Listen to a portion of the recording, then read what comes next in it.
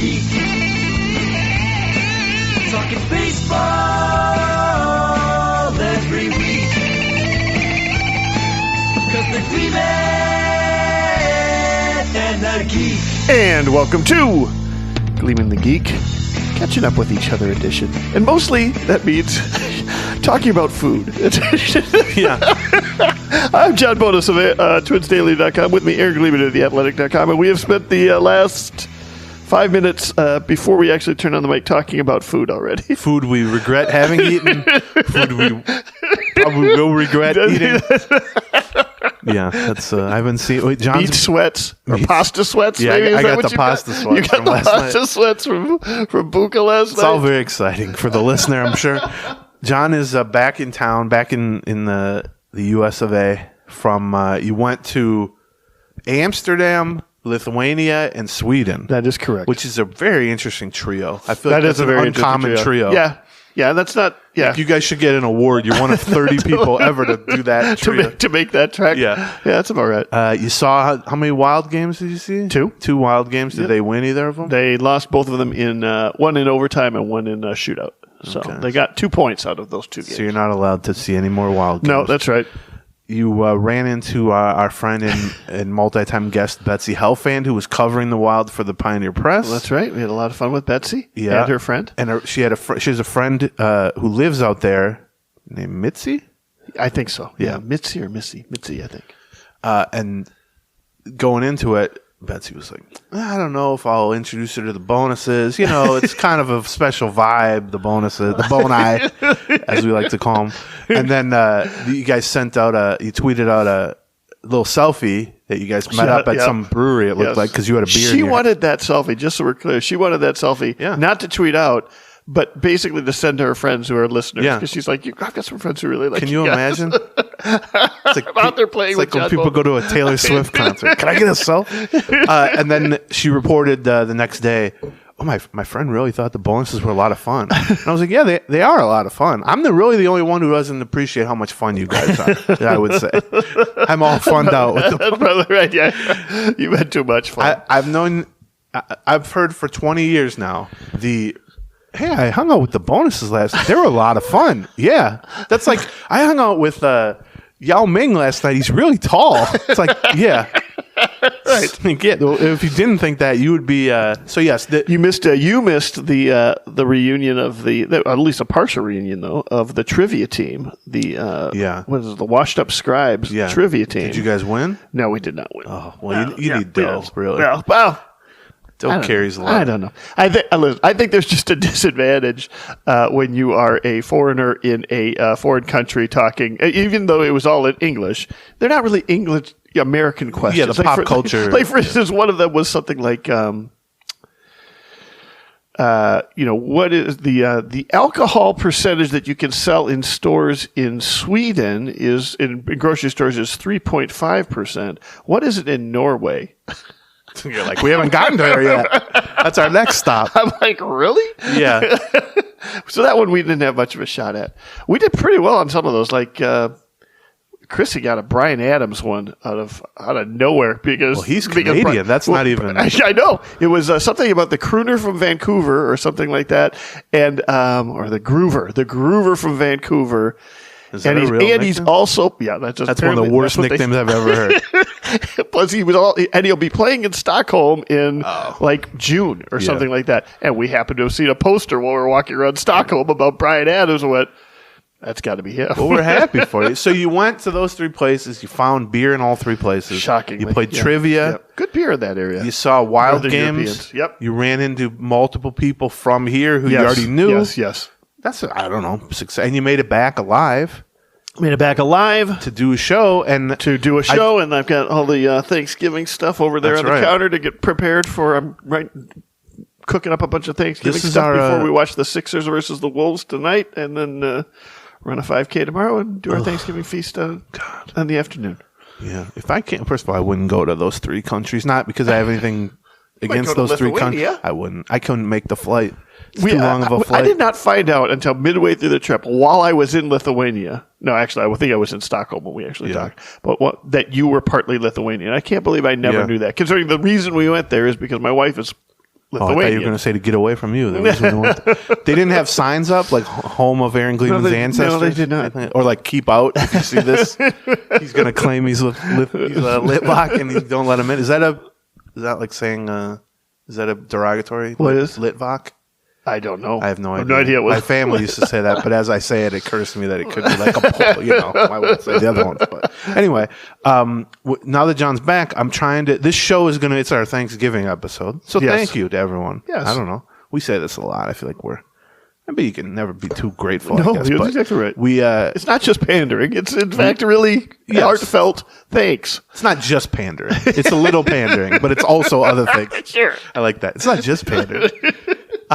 We always this time of year go over like the year-long numbers and all that stuff, and we're settling up for tax purposes and all this stuff. Taking orders for next year's ads, and also just planning what we want to do for the off season, guests, or how many times a week we want to do and all that.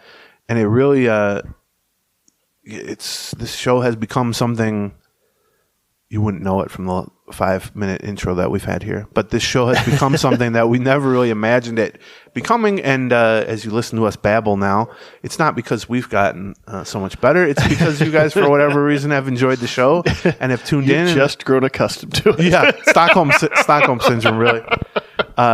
You were just in Stockholm. Yeah, exactly right. I don't know. Do they talk a lot about the syndrome? No, they don't. No, I figured they wouldn't. But so yeah, I just want to say thank you. Like this show has become. We talk a lot about free agency on this show, probably pitching, all that. My contract is through the end of the year, and I've been talking to The Athletic, obviously. But this show has changed the way I view everything like that. Like, if I'd have had this show when I was at, let's say, NBC or Baseball Prospectus or something like that, my mindset would have been completely different, because this show is in its own thing, in and of itself, is a big thing, bigger than a lot of other stuff we've done, and that's purely because you guys have turned it into that. So I thank you for that. I apologize at the same time for the content of the last 8 minutes or whatever now, but that's what it is. So my goal for this episode. Nothing. Obviously, the Twins haven't done any signings or trades, although they have made some decisions that we'll go over with arbitration. Tender, non-tender deadline was last Friday? Yes. They've added and decided not to add some guys to the 40-man roster for the Rule 5 draft, which we can go over. And then they also just dropped a couple of guys, one of which is injured, that we can talk about. But really, there's just sort of a bunch of little news and notes, Twins-wise, but also just across the league. And I figured John's been gone for 2 weeks. Gone, yep. Even when John's in town, some of this stuff sometimes slips by him. So I was like, this is a good opportunity. That's right. To just catch up with John. That's right. That's right. It's a face-to-face along catch-up with John. Yes. So I guess the biggest thing Twins-wise since last we spoke in person were the arbitration eligible. They had already cut Jordan Luplow and Jose De Leon, and I'm forgetting one other person, I think. But they were down to 7 arbitration-eligible players coming into this last week, which was the deadline. Right. Yep.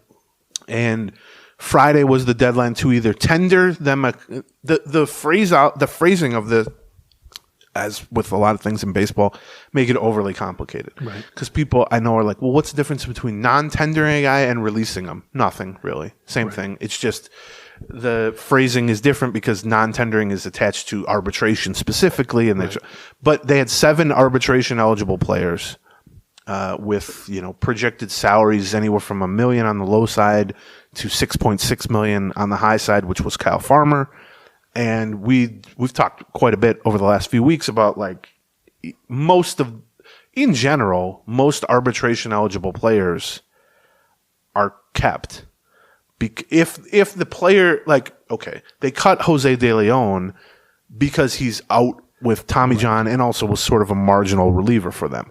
But the arbitration, the built-in raises that come through arbitration didn't really factor into that. Right. For instance, there are built-in raises, but it's still a suppressed salary generally to what a player's value is worth. And in fact, we have even gone as far as saying sometimes you can kind of say, okay, is this player going to be a 3-year arbitration player, or is it going to be a 2-year or a 1-year arbitration player? And 1-year arbitration player is barely worth keeping at all, right? If you only are willing to keep him from 1 year of arbitration, because you're still paying him about a third of what he'd make on the free agent market. I mean, a lot of the like, times, right? For instance, Nick Gordon is an example of kind of what we're talking about, which is Nick Gordon. The minimum salary in baseball is for this season is going to be $740,000, I think. I think that's right. Nick Gordon's is arbitration eligible for the first time out of potentially 3 times, and MLB Trade Rumors, which does arbitration projections pretty well every offseason, they have like a formula basically, has projected him to have $1 million arbitration salary. Right.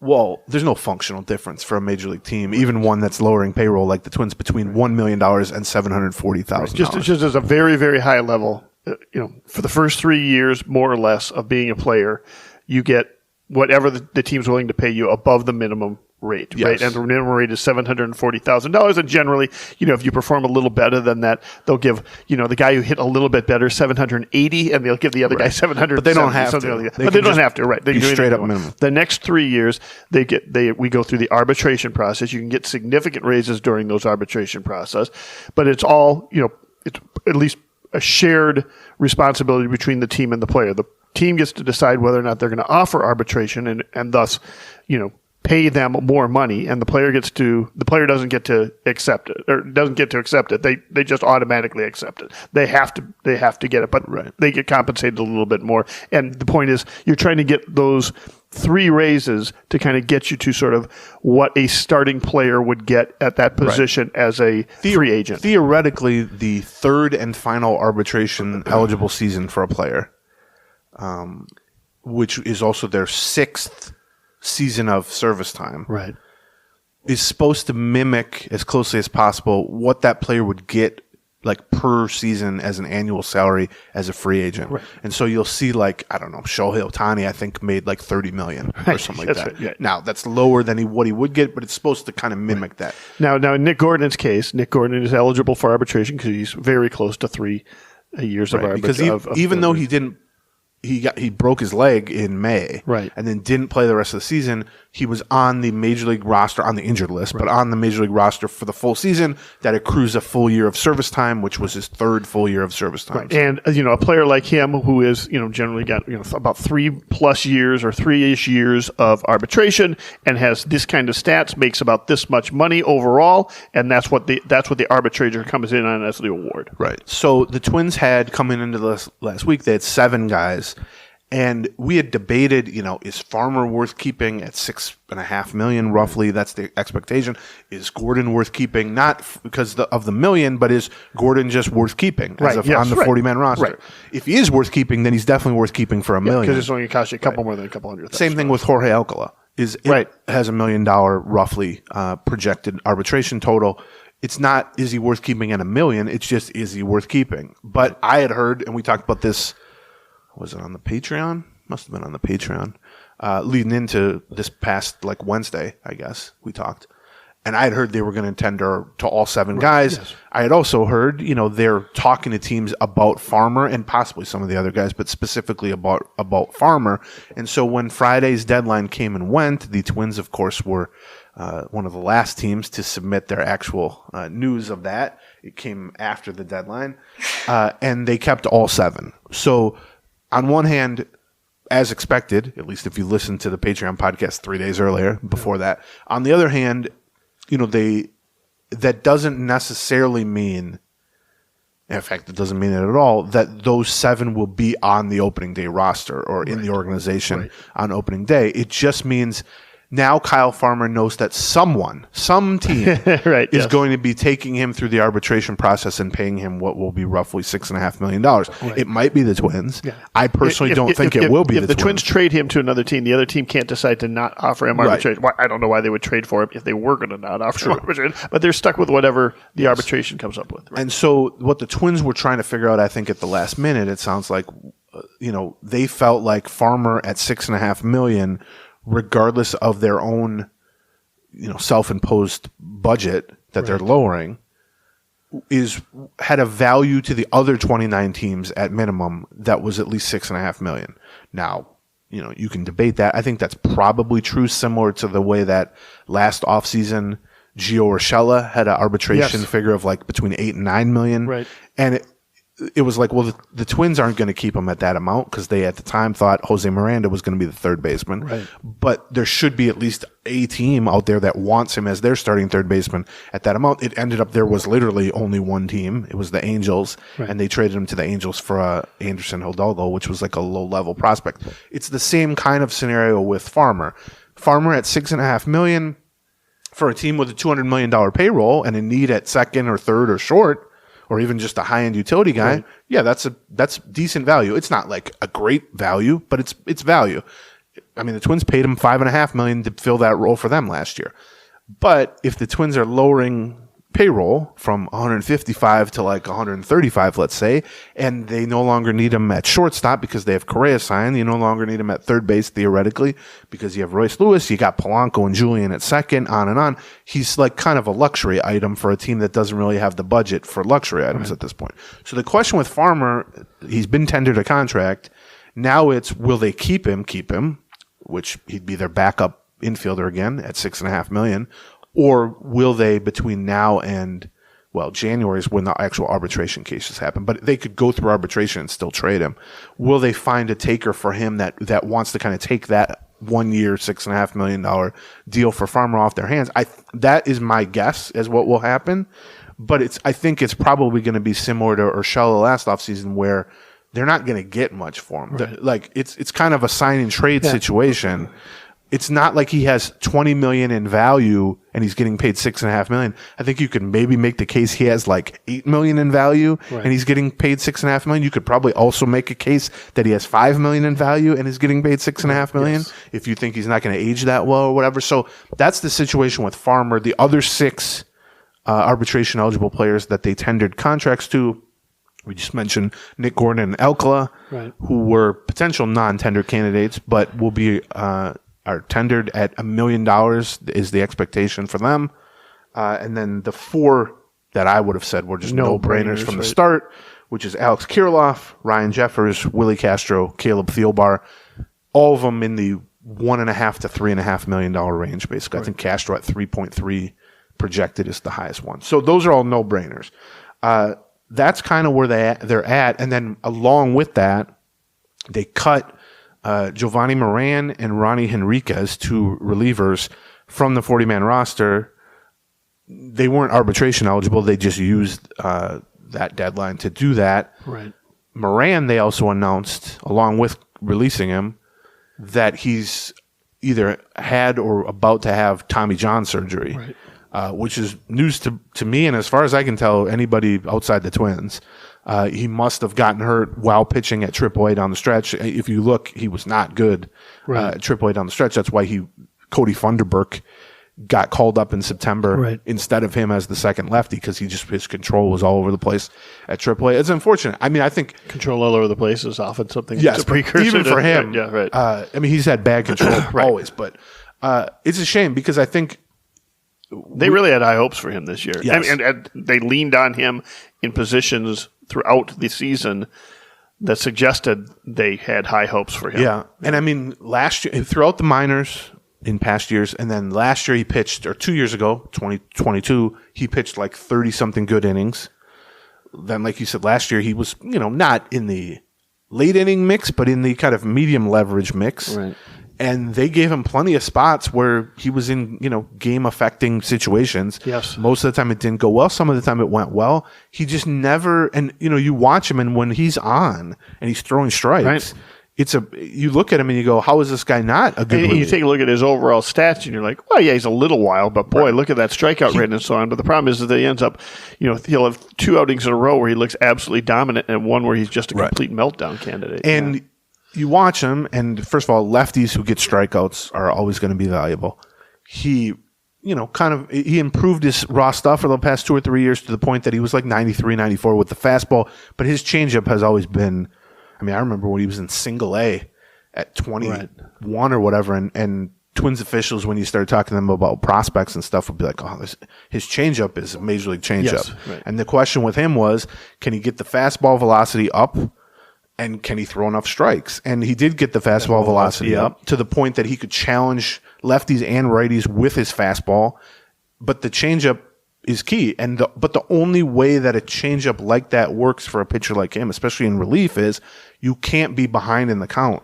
It can't be a 3-1 changeup. It's just a slow fastball, right? Isn't effective, right? Because there's no danger to the hitter. They can just take it for a strike if they want. Right. It has to be 1-2, 0-2, 2-2, something like that. Right. There has to be the danger with a pitch like that, and this is true of a lot of off-speed pitches or breaking balls.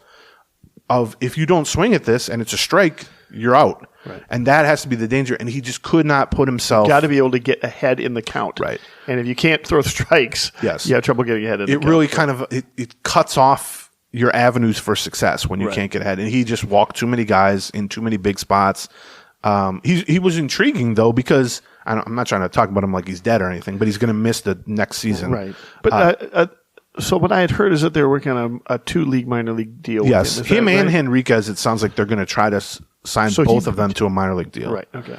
But they're off the 40-man roster in the meantime. But what made Giovanni Moran so interesting, and he's still only like 25, 26 years old, I think, but was he's a lefty who got a lot of strikeouts.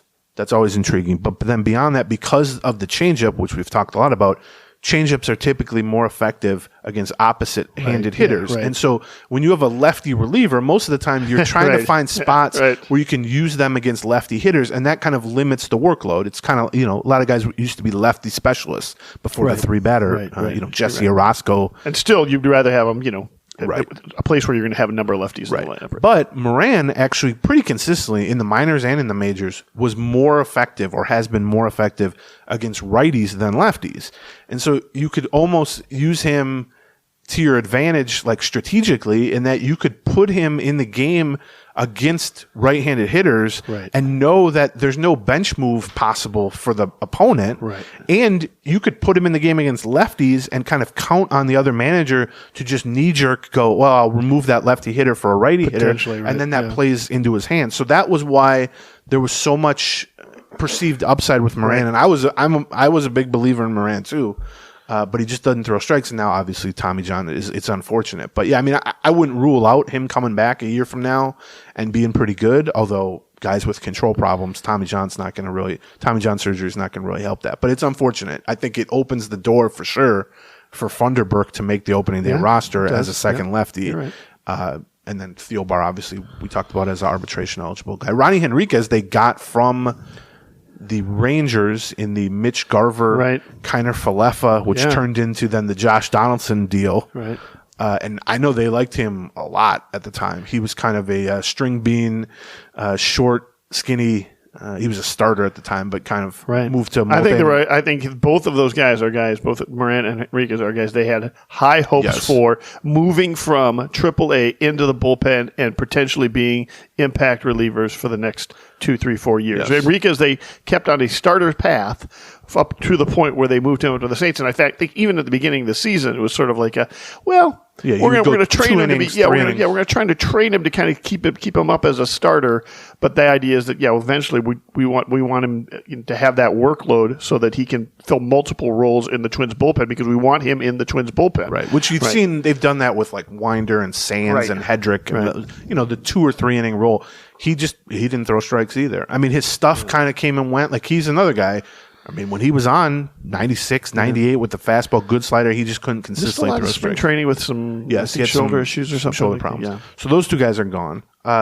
We can get into. They also they had previously dropped Gilberto Celestino from the 40-man roster. Like at the end of the season, I saw signed a minor league deal. I'm glad to hear with the Pittsburgh Pirates. So that's I don't know. I'm not sorry to hear that. I'm sorry to hear that then because I liked him. I liked Celestino. You're sorry that he's going to the Pirates? I am sorry he's going to the Pirates. I'm glad for him, but it's a good place for a guy to try to get playing time, though. Well, for sure, absolutely. He didn't sign with good for him and his Dodgers. Agent. Well done, agent. Yeah, I guess. Exactly right. So before we get into some of the other 40-man roster stuff and Sonny Gray and all that stuff, let's talk about our first couple of sponsors here. Soda Stick. It is Black Friday coming up. You guys are starting to look at, presents for under the tree over the next month or so. And usually we talk about we go talk about the same stuff with Soda Stick on a regular basis, how they've got a lot of imaginative designs, and if you go out there, you're going to find something for somebody for sure. But Black Friday, they also got deals for you. Yeah, but they never do sales. They don't have to. We usually give you a promo code for, Gleeman for 15% off. Not going to give that to you. Yeah. Because now they've got 20% off Friday through Monday this week. Site-wide. Site-wide. The big Black Friday sale. They do that. They don't do this very often. And you get 20% off Black Friday sale on sodastickco.com or just Google Soda Stick, soda like Minnesota. And any order over $99, you'll also get a free winter knit beanie while supplies last. And free shipping on all the orders over $99. Makes a great 20% off. Stuffer. Yeah. They've got socks. They've got shirts, they've got hats, they've got lots of little paraphernalia stuff. They've got bigger stuff too, like hoodies and suits and all kinds of stuff. So sodastickco.com. Check out the Black Friday deal. That's right. Game Time, which if you let's see, what would you might want to go to Timberwolves. I was literally on Game Time this morning. Tournament games. I almost bought tickets to the. They had some lower bowl seats for the Wolves versus the Sixers tonight. Yeah. That we are thinking about purchasing as we speak, because my wife is a Sixers fan, and because we got in town yesterday, and it kind of snuck up on us, and we're like, and you can't go more than 24 hours without leaving the house and going to do something, right? Exactly. Yeah. So that's exactly right. So you can use the Game Time app, which is it's not a website; it's an app on your phone. We've both used it. John uses it a lot to get Twins tickets. It's for hard to find tickets and or last minute tickets, and it can be sporting events, concerts, shows, whatever. You can literally use it like as you're walking to the stadium or the ballpark. That's how quick it can happen. It can just put the ticket on your phone, and if you download the Game Time app on your phone, you create an account, use the code Gleeman, and you get $20 off your first purchase. Terms apply, but create an account, redeem the code GLEEMAN for $20 off. Download Game Time today. Last minute tickets, lowest price guaranteed. All right. Yeah, if I came back from an international trip, I'd be like, well, I won't see y'all for 3 weeks. I need to rest up. You guys are like, we got to go out tonight, see the 76ers. Well, we should, the Sixers only come here once a year. We wouldn't even be doing this podcast if I were you and I would just come back, because I'd be like, I'm not doing it next day. No. Last night we stayed up late watching the Sixers lose. That was fun. Yeah, you're maniacs is what you are.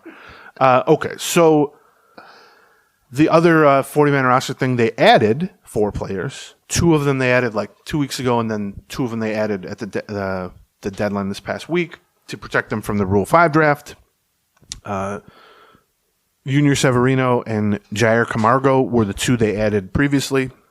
Those guys were added earlier than the others because they were also minor league free agents, so they had to be stopped from becoming free agents, which is an earlier deadline.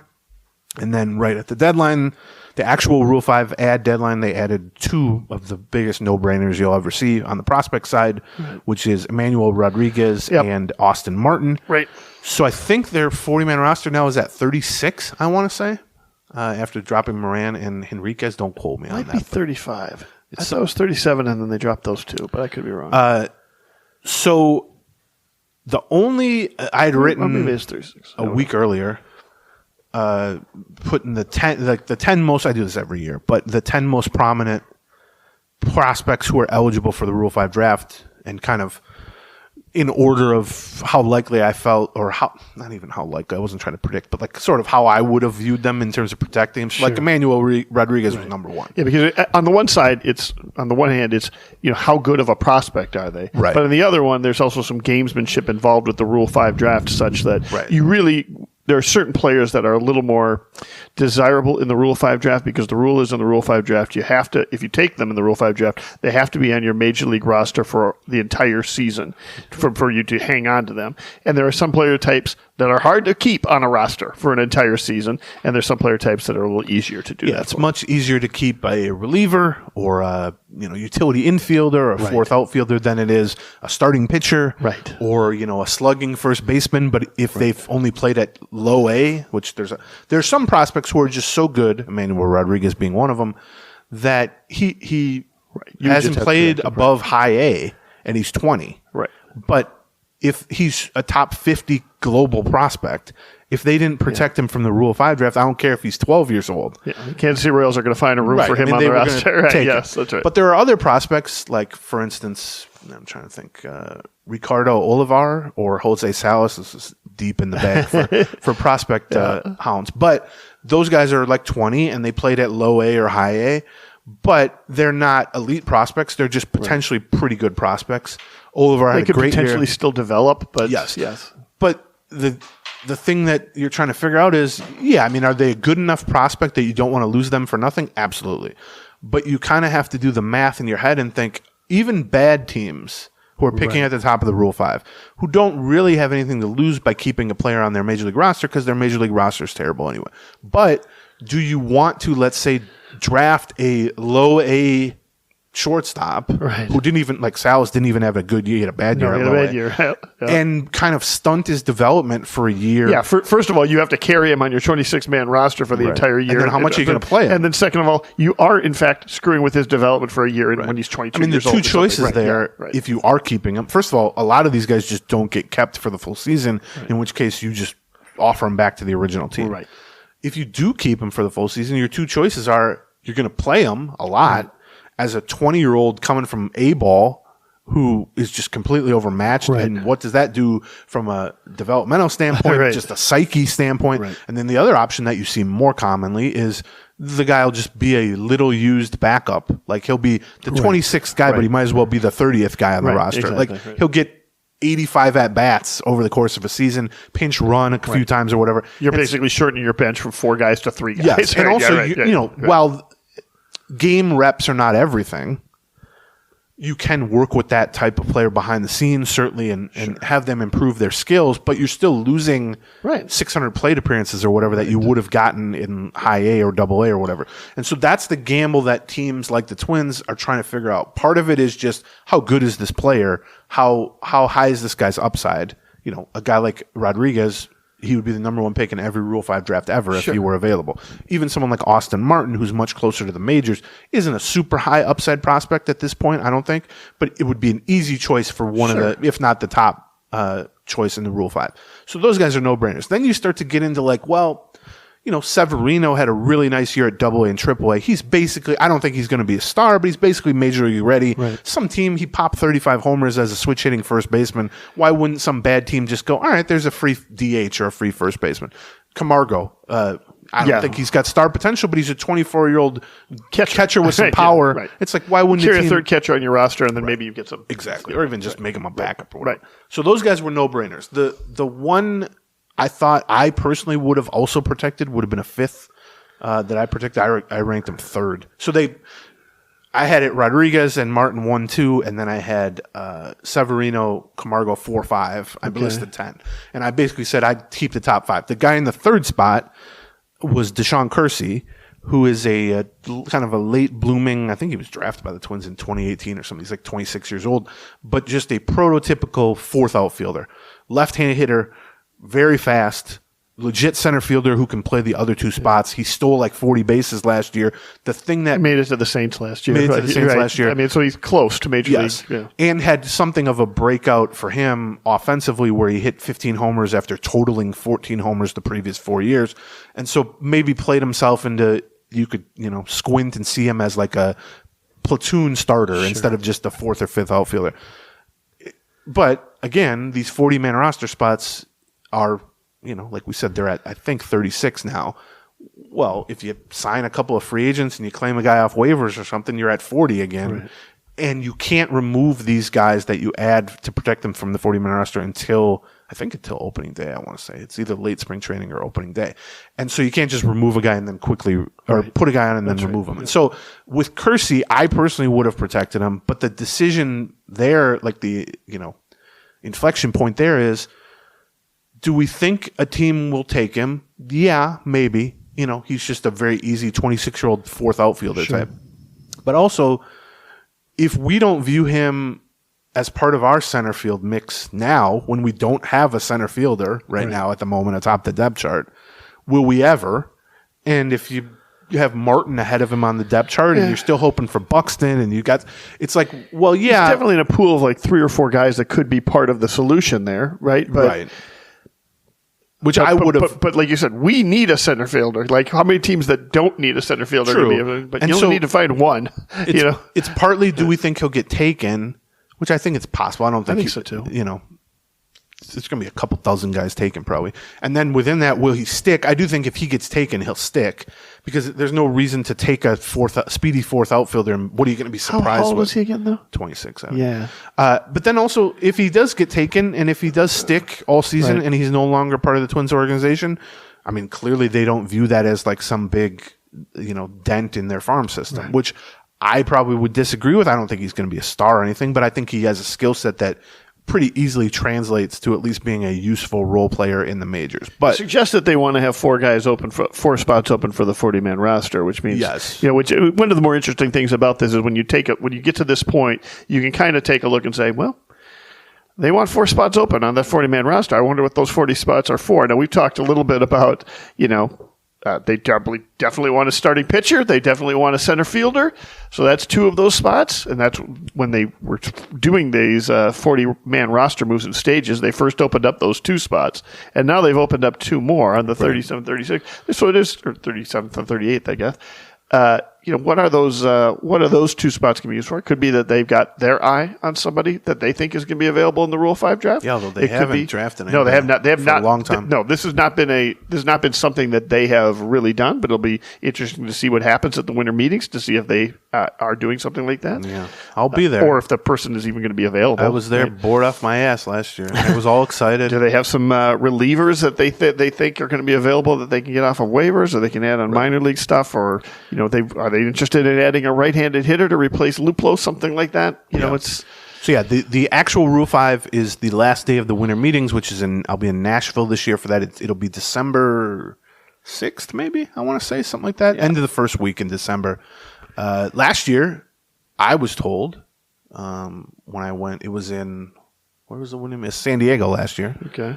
I go so many places, John. I lose track. It's true. I'm going 1 to 2 places a year at this point. I'm jet setting. It's easy to lose track. Fort Myers, San Diego. That's it. I had to go to Vegas last year, I guess. I was told they had a guy they were going to take, and then at the last minute decided, let's not take it. I think part of the problem with the Twins, it's not like a good or bad thing to be taking guys in the Rule 5 draft. Obviously, Johan, Shane Mack, they've had some real success stories there. Ryan Presley was one. They've also lost some good players in the Rule 5, but part of it is, like this year, they're picking pretty late in the Rule 5. Right, yep. Like, even if someone kind of screws up and leaves a guy unprotected, they're not going to make it to the, whatever they are, the 18th pick or the 20th pick or whatever. But I think they also just value the roster functionality too much to take some 21-year-old. Can you imagine them trying to protect a Rule 5 draft person on this roster? I mean, unless that person was really... They'd almost have to be somebody, triple A level or something that they were, or a reliever, something like that they thought they were going to be able to. It's tricky because they use the full roster, the Twins. And some teams don't. Like Atlanta, who by the way is a better team than the Twins. Right. I remember in mid-August or early September last year, they had used backup infielders a total of 15 starts or something like that. I mean, that's a month for the Twins. Not even. It's a couple of weeks. And so for Atlanta, if they really like some 21-year-old from high A and he was an infielder, they could just stash him and have him get 80 plate appearances. But the Twins don't really do that. I mean, everybody was used. They used the whole. Right. It's they're farm to table. They used the whole animal. Their Rule 5 draft pick was essentially Willie Castro. And by the way, they didn't keep him on the roster the whole season. True. He was somebody that was not. Nobody thought really belonged on that roster. He ended up working his way into that roster, but he got there in part because there were injuries on that roster, and then he kept just doing enough in backup roles throughout the season to remain on the roster for the whole season. Right. And by the way, even Willie Castro had a minor league option remaining last year. They could have sent him to AAA, which they would have done if there hadn't been injuries coming out of spring training.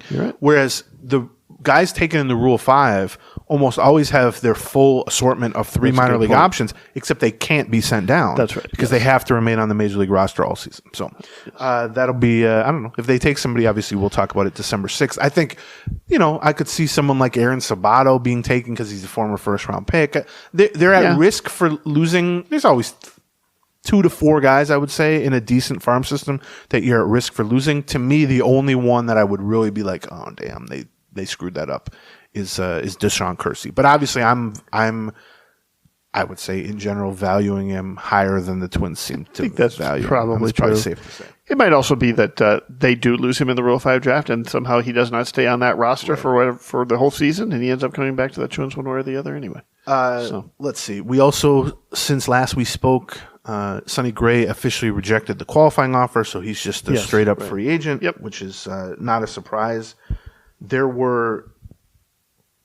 actually, there's been some business. Not the Twins, but Aaron Nola re-signed with Chrissy's beloved Phillies, like basically day one of free agency almost. Right. $172 million for 7 years. Wow. Which is a lot. I told you. Me and Dombrowski like Aaron Nola. I was a high man on Aaron Nola, I thought, until I saw Dave Dombrowski. I wouldn't have given him that much, obviously. But the Phillies are Phillies are not afraid to spend some money for sure. The Phillies... This is Dave Dombrowski's MO wherever he's gone. Detroit, same thing. Boston, same thing.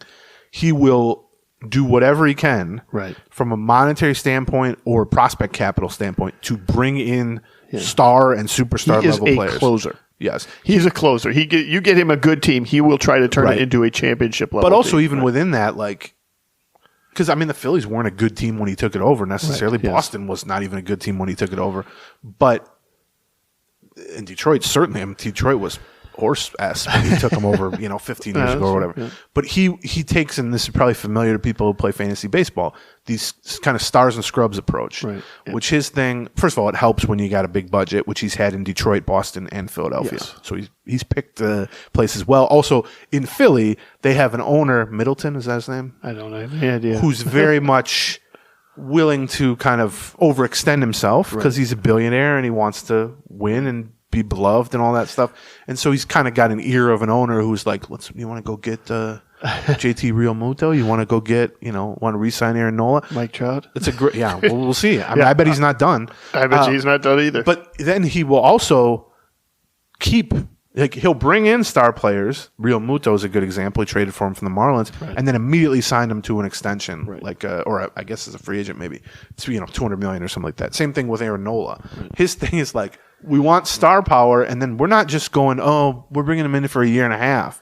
No, once we have him here, and this is an approach the Cardinals often took, not of late, but like Mark McGwire, Scott Rowland, that sort of thing. Albert Pujols.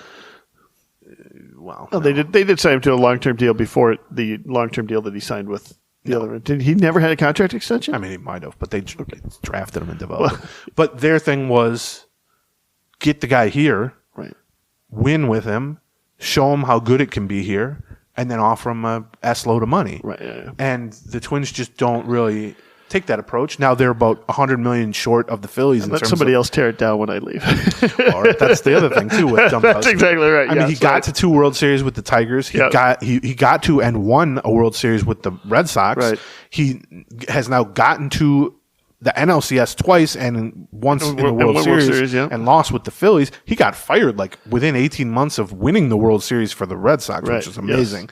But he's not. You don't hire Dave Dombrowski to have a good farm system whenever he leaves. You know what I mean? You hire Dave Dombrowski to hang banners, basically. Yes, that's right. And you're going to spend money. And I don't know. It's a very interesting approach. I personally thought Aaron Nola was the second best free agent behind Ohtani.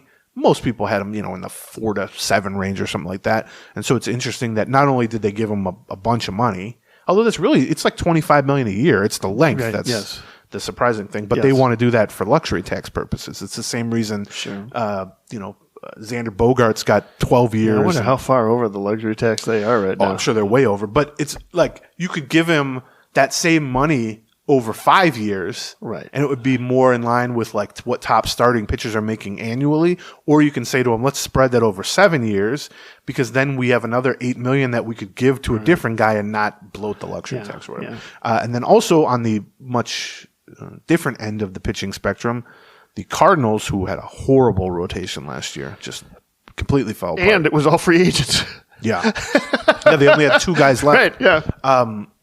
Signed within the same 24 hours 2 former Twins, 2 old friends, Kyle Gibson and Lance Lynn, to very similar 1 year plus an option, like 1 year $11 million or 1 year $12 million. Team options? Vesting and team, I don't remember. Okay. So I think so. It really, like those are the types of moves, like to sign a Kyle Gibson, like to sit there and go, we don't have a good rotation. We need like stability and innings eaten and all that, is a very Terry Ryan-esque approach to free agent pitching. That's what he would always do.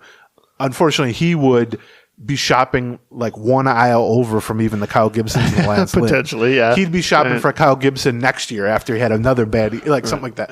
But this regime hasn't quite taken that approach the same way or as often, although they did have signed guys like J. Happ. I was going to say J. Happ fit that perfectly. Matt Shoemaker was the lower end of that. It hasn't really worked out in general for them. But I do think it's an example of, having less money to spend, self-imposed budgets, which the Twins are dropping from, again, 155 to, let's say, 135, 140. It's never good. Like, spending correlates with winning. And you shouldn't need that explained. Like, having more resources available to you allows you, but also statistically it does. Yes. Like, just so we're clear. Over decades. Right, like, yes, right. Now, yes. that doesn't mean that teams don't sneak through and win despite low payrolls. Right. It just means big picture, every additional $10 million, it allows you to add better players or have more, I think, more valuable, just more margin for error. Sure. Like you look at a team like the Yankees, yes, they can throw around money, but they can also spend on Carlos Rodon $150 million and have him just be nothing and not have it crush them. Well, if the Twins were in that situation, it would crush them. Right. So, but I will say, these are to me, the type of signings that having money or not having money doesn't necessarily hinder you. Because, like, okay, if you're the Twins and instead of dropping their payroll, they were just going to raise it the typical 5 or 10% that you see offseason to offseason. Sure, so get the 165. Yeah, or 165. Now, they might be saying to themselves, hey, we'd like to add a veteran starter so we can put Louis Varland as the 6th starter instead of the 5th starter. Sure. Maybe we want they're not going to reunite with Lance Lynn, but no. And I don't think even Gibson. But let's say we want Kyle Gibson or Kyle Gibson type, whatever it is. Well, okay, 1 year, $12 million is what that costs you. Is that more margin for error than just signing a guy off the scrap heap or using a AAA guy or something? Yes. Yeah. But I don't think that's like a great use of resources for even the Cardinals, unless they're going to go out and sign Sonny Gray or Blake Snell. Well, I mean, like you're paying a premium for sort of the implied mediocrity. Do you know what I mean? Like, I mean, they're just in such a unique situation in terms of, and a situation, by the way, that the Twins faced, 3-4 years ago, where they just have nothing in the rotation, right? So, you're trying to bring in some stability. Yeah, if they're taking a look at these guys as what we need is a number 4 and a number 3, or a number 4 and a number 5, or 2 number 4s. They need like a 2, 4, and a 5, basically. The Cardinals I'm talking about. Right. And, this is pretty good for a 4 and a 5. If they go out and follow it up with a, chasing one of these bigger names out here, if they go out and follow it up with Sonny Gray, which also, by the way, seems like a perfect Cardinals pitcher, right? Well, then that makes sense. Yeah, then it all makes sense. Now you've spent a fair amount of money to get that done. You're probably spending another $20 million on Gray, and you spent $10 million on each of these guys. I think the Twins would like a mid-rotation starter, which I would argue those guys aren't mid-rotation starters at this stage of their career, but they're not that far from that if you squint really hard or something. They're safe low of the rotation starters. How about that? But safer. The idea that that is an area I would, if forced with payroll limitation, if forced to deal with payroll limitations, again, of your own doing, but if forced to deal with it, that's certainly an area where I would not be spending a premium to kind of establish a floor. Like, yes, you like the Dombrowski approach. You wanted to go stars as That's exactly right. Yeah. And so how does that relate to the Twins situation now? Well, they don't have the money because they've said they're going to lower payroll. They don't have the money to go spend $12 million on a 4th starter, or at least they shouldn't do that. Is that a good thing? No. I mean, you create more margin for error or more depth or whatever by adding a Kyle Gibson, and then Louis Varland becomes your 6th starter, and then when someone gets hurt, you still have Varland, all that stuff that they would like to do, which they did this past year. But the value in and of itself is not that good. It does cause you to get more creative. Like, it doesn't help you not to spend that money on a Kyle Gibson type if you just don't have anyone to fill that role. But I think a lot of what the the negative reaction to the idea that the Twins are lowering the payroll. And again, we talked a lot about this. We have a negative reaction as well. Yes, I do too. I think right. it's short-sighted by the front office or by the ownership. I think it really calls into question the idea of what their sort of true motivation is of owning this team. The idea that, well, we can't afford to lose $15 more million. Why not? Right. Like, what's your goal here? To turn a profit or to limit your losses or to be the stewards of a community thing that people enjoy? Right. Like, but that's another topic. I mean, I guess it's one thing if it forces you to be more creative and then go get a better pitcher on the trade market, or if it forces you to say, okay, listen, because we're not going to shoot at this level, we're going to shoot a little higher, we're going to pay a little more or whatever, that's fine. If as a result of it, you're like, well, yeah, we can't afford Gibson for $12 million, but we can afford so-and-so for $7 million. Like, if it makes you shoot lower, right. Well, and that is probably the most, I don't know if that would be the Twins' most likely direction to go, but I think it was most mid-market and lower market teams' most likely reaction to that. Yes. But so, like, whether it's center field, like if the self-imposed budget restraints are keeping them from, like, re-signing Michael Taylor for 1 year, $9 million or something, or keeping them from bringing in a Kyle Gibson or a Lance Lynn type at the back of the rotation because they're $12 million. They don't have that type of money. They might only have $12 million total to spend this offseason or whatever. I think there's not as much gap in, like, value between that, like re-signing Michael Taylor, and just handing the job to Austin Martin at the minimum salary, or bringing in some kind of veteran for a 1 year, $12 million deal to be your fourth starter, and just saying, you know what, Louis, it's your job. Now the tricky part comes with if those young guys struggle or if there are injuries, then what is your next line of defense? Now, because when you do sign those veterans and pay a premium for sort of placeholder veteran type of guys, it allows Austin Martin to be your depth, to be a midseason call-up. It allows Louis Varland to start the year at AAA and join the rotation when somebody gets hurt. So it does remove some margin for error. But if ultimately lowering your payroll by $20 million just causes you not to be able to afford to give a 1 year, $10 million deal to like a slightly below average veteran, I don't think that really hurts you that much in terms of the team you're putting on the field on opening day. I think it could hurt you during the season. So I don't know. I thought that money, it's not like those are crazy deals, obviously. I mean, a 1 year, $10 or $12 million deal for starting. I'd be happy if I were Kenta Maeda probably, and I saw that. Yeah, I would too. There's no argument for him getting less than either of those two. So between that and Nola, and then the only other signing of note so far was Reynaldo Lopez, who I know both of us liked at the trade deadline as a potential target for the Twins, signed a 3-year, $30 million deal with the Braves, who the Braves, much like the Phillies, they take a different approach in that they tend to develop and trade for young guys, and then as soon as they prove to be star caliber, they sign them to a 400-year extension, basically. But they spend money, and what's interesting about the Braves, they are the only publicly owned team, and so they have to open their books, and they turn a pretty good profit. So they're spending $10 million a year on a setup man. That's it. But again, that's a really good setup man. Yes, I mean potentially a closing level of setup. Another area where the Twins have not shown any inclination to pay that sort of money for that type of player ever under Falvey and Levine, basically. I mean, but certainly, again, it's absolutely against their. Not that they don't like high caliber players; it's that they don't like to pay bullpen guys a lot of money. Not since Addison Reed. Yeah, I mean, I bet over the last 3 off seasons they haven't spent $10 million combined on free agent relievers, because it was Joe Smith. They didn't do anybody last off season. It was Joe Smith before that, and then. Anyway, but that's another example of if you had $20 million extra to spend, maybe you spend it giving $10 million to a setup man.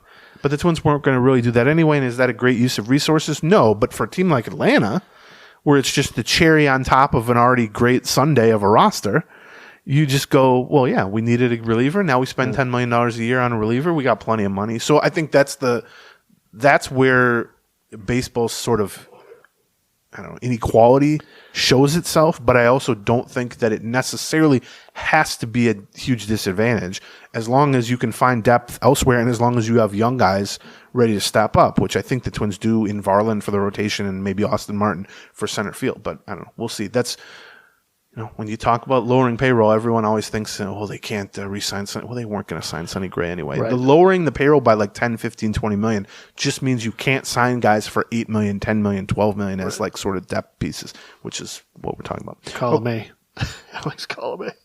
That's the name I was trying to come up with. True, yeah. And when they have signed relievers, the Tyler Clippard signing was good. Sergio Romo, they re-signed it. He was pretty good. There's a few examples, but Colomé was did not turn out to was a bad one. Okay, before we get into some other news and notes and whatever else, let's talk about our next batch of sponsors here. BetterHelp. We've talked a lot about BetterHelp. So the idea behind BetterHelp is if you are feeling like you need some help with something, they can set you up with a real licensed therapist. You want to do a video chat, you can do a video chat. You don't want to be on camera, you do a phone call. If you're a weirdo like me and you hate talking on the phone, you can just do a live chat and type with them. They will tailor it to whatever you're comfortable with. That's right. They will get it set up with a licensed therapist much sooner typically than if you tried to set something up in person and went through that, all the hoops you have to jump through there. There are fewer barriers for entry, which I think is important when someone decides, hey, I could use some help. Yeah, that can be such a barrier in and of itself just to say, I'm ready to talk to somebody about this. And then you get to the step where it's like, now what do I do? As somebody who's gone through that, I can be like, yeah, but like, who do I even get references from? Who do I talk to? Where, are they going to fit my schedule? Do they have room on their appointment schedule for anybody? So now you can just go and with BetterHelp, visit betterhelp.com/Gleeman and you will get 10% off your first month. That's BetterHelp, HELP.com/Gleeman. Storyworth holidays are coming up, and I love the gift of Storyworth for close ones, close relatives. You don't know that much about your parents. You don't know that much about your aunts. You don't know especially before you arrived. Especially before you arrived, they had a life before. It's weird to think about, even before you're really like conscious of them as being anything other than the mom and the dad.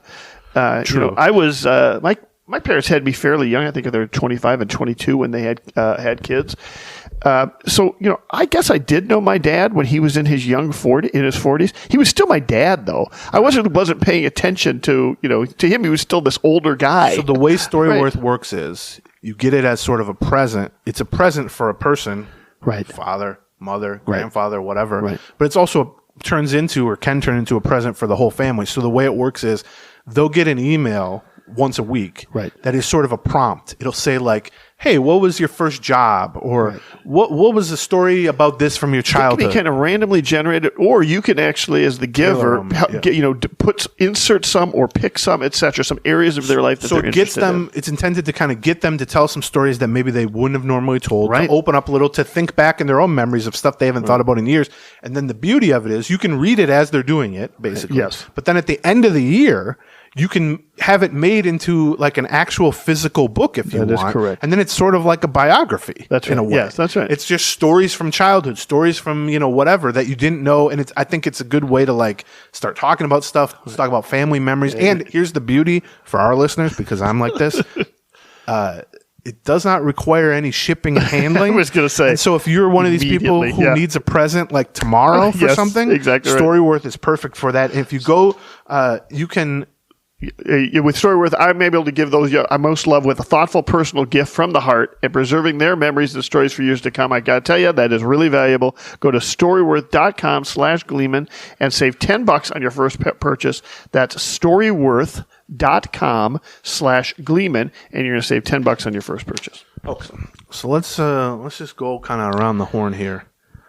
I wrote 2 days ago, I guess, for The Athletic, about kind of the trade block. Like, what does that look like for the Twins? Yep. And Farmer features prominently. I think he is the most likely. Oh, for sure. Well, I would think so. Player to be traded on the entire. It's probably in the entire organization. I would say a month ago when we had sit downs with Falvey and Baldelli and such, and talking to some Twins officials during that time, my sense on them is that they viewed Farmer as probably more valuable than I viewed Farmer as. That they viewed him as, at the time, the quote I heard was from high-level Twins official was something effective. If Tim Anderson isn't on the market, is Kyle Farmer the best shortstop on the market? They view him as a shortstop, and they think that other teams.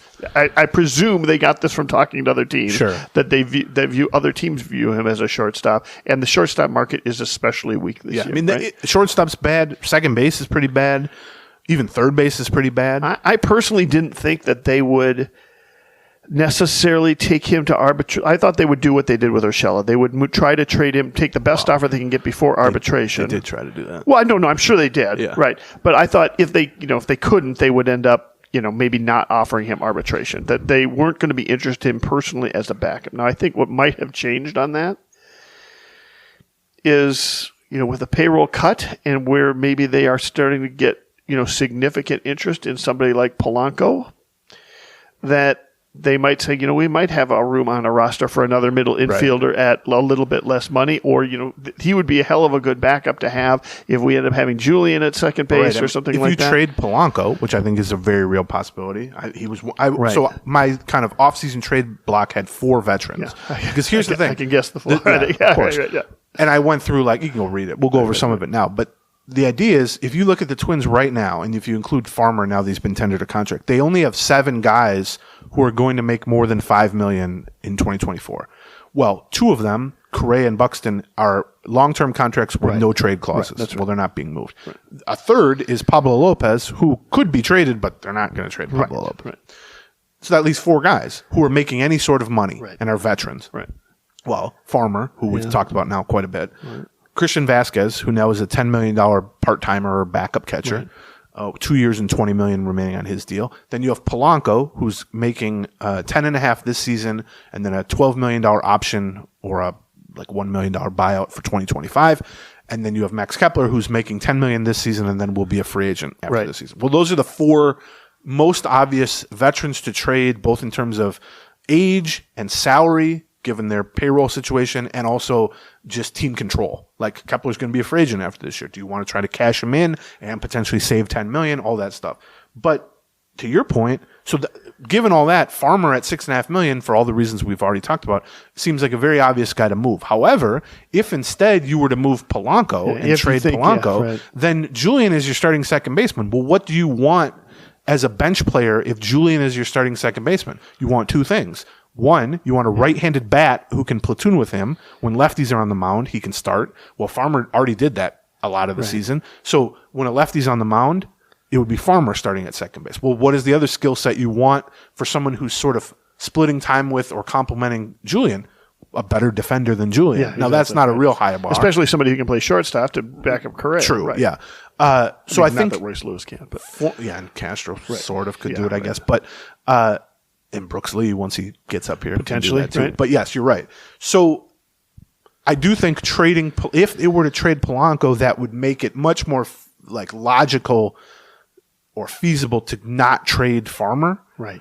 I also think you could just trade both and still be in decent shape. I mean, Austin Martin could be your right-handed. When it comes down to with Farmer, the question is how much are you going to really get in return? Right. And so, to me, what makes this offseason, as we're still sort of in place setting mode here for the offseason, interesting is you have those 4 veterans, 2 of which, Polanco and Kepler, are the 2 longest tenured players in the entire organization. They've been with the Twins since 2009, I want to say, something like that, since they were 16, and they're both over 30 now. So that's a long-ass time. Vasquez, who they just gave a 3-year, $30 million deal to, and then Farmer, who they went out and traded for last year when he was making only slightly less money. Yep. But what's intriguing is I think it's very possible each of those 4 guys is traded. I would give them each, at minimum, a 30 or 40% chance of individually being traded. Even Vasquez? Maybe not. But to me, other than Farmer, if you got to shed money, a $10 million backup is an awfully easy place to shed money. Now, I know they value catcher depth, but they also have Jair Camargo, who they thought enough of to add to the 40-man roster, who could certainly be the backup to Ryan Jeffers. Yes, you're giving up more of a sure thing in Vasquez, but the sure thing in Vasquez was not a that good of a thing last season, and he's also a year older. So, but yeah, I don't get the sense that they're like actively shopping Vasquez because they do value catcher depth. But if you just said to me, sight unseen, here's a roster, you have to cut $15 million from this roster. Sure, I'd go. Well, listen, there's certainly value there. Right? This backup making $10 million would seem like a place that you could potentially do that. And then obviously Polanco and Kepler, you need more value, but they're each $10 million. If you were to trade all four of those guys, you'd free up $38 million. Sure. Yeah. Well, that would change the game completely, right? Because then that's the $15 million. But that has to happen so early in the offseason because those free agents that you're going to be spending that $40 million on are going to be signing early in the offseason. Maybe, although the Twins, that's not how they've operated generally with free agents either. Sure. I mean, they've managed to wait and get Correa at the last minute. But that was also a lockout, etc. Like they haven't signed any prominent free agents early ever. This front office, right? Well, Ryan used to love to go. No, I agree. I would agree with you. And Major League Baseball has changed a little bit in that we've seen some prominent free agents end up lasting until late February or March, but we haven't seen I guess I don't remember seeing that much last year. I mean, we always joke about this. Every year it's January, and we go, "What are the Twins going to spend their money on?" That's right. They spend their money on it. So yeah, that to me is like such a big pivot point. Is like if you keep all four of those guys, the roster's basically already set. Right. Yeah. And you need to not add any payroll basically because you're already at $120 million. Their payroll I think is going to be closer to $130 million. That's just that's how it is. But if you were to trade all four of those guys, well, then all of a sudden you got money for a mid-rotation starter or a center fielder or a trade for a starting pitcher if you want to. And then all of a sudden, Camargo's your backup catcher. Julian's your starting second baseman. Yeah, Larnick is your left fielder with Wallner going to right. No, I mean, there's so much. They have a lot of flexibility. Variance in there or flexibility in there that I think that's really like their circumstances make it so that like looking at free agent lists isn't that interesting right now because they just don't have the capacity to add a big free agent. Not that they do that often anyway, but the trade market is fat. Like they treat Farmer like he is going to be in demand. And, well, I'm not maybe as high on Farmer. I don't know that at 33 I would trust him to be an everyday shortstop or something like that. It is a very weak middle infield market. Yes, well, that's also true for Polanco would be by far the best second baseman free agent. Well, so if a team just wants and he's a 2-year guy, if a team just wants somebody better than it's a weak catcher market too, but we've got a weak catcher, right? And then corner outfield. I mean, it's a little subjective, but certainly I think you can make the argument that Kepler is the best, would be better than any free agent corner outfielder. He certainly would be in the top 3 or 4. We should just mention although it's been 2 weeks since we did a free agent, our free podcast, we did do a Patreon podcast where we answered a mailbag about a week ago. And one of the questions that was brought up was sort of what would Max Kepler get if he was a free agent this year, and that's an interesting question in part because it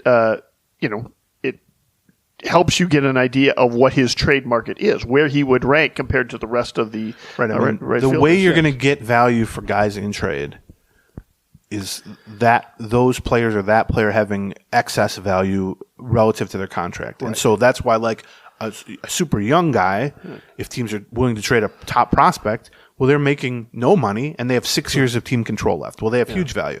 With Kepler, he's in his final year, so there isn't a ton of value in terms of team control. But he's making $10 million. Right. Well, even if he were a free agent and he just, for whatever reason, told teams, I'm only willing to sign a 1-year deal, he would certainly get much more than $10 million as a free agent. Right. So that's the excess value. So a team looking at the free agent market and say, well, we could either sign so-and-so to a 3-year, $40 million deal, or we could trade the Twins some value and get Max Kepler on a 1-year, $10 million deal. Or same thing for Jorge Polanco on a 1-year, 10 with a $12 million option.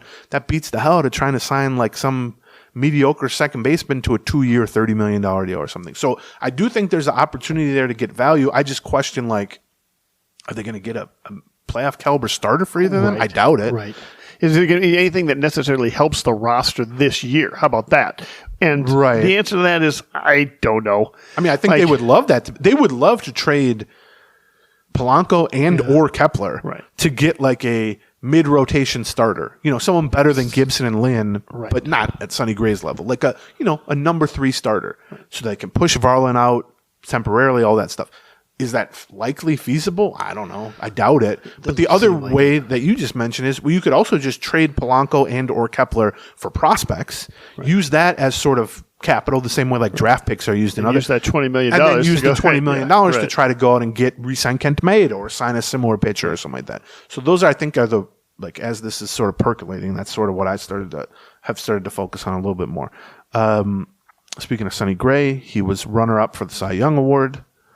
Pablo Lopez also received some votes. They were the first Twins duo to both receive Cy Young votes since 2006.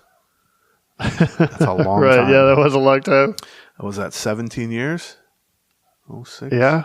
17 years since two Twins received Cy Young votes, and that was Johan and Joe Nathan in 2006. Both received Cy Young votes. I had to double check that because I was like, not that I'm under any notion that the Twins have had good pitching over that last decade plus. That seems like a long time. Surprises me a little bit. Because like every year, 10, 12 guys get Cy Young votes. That doesn't surprise me because I liked 2006, but what surprised me a little bit is that it was Nathan getting Cy Young awards as opposed to... Well, that's people were obsessed more with closers back then. And I guess so, yeah. I mean, Nathan was great, but... 2006 was also the Liriano year, but Liriano got hurt halfway through the year. So, let's see. There was a couple other...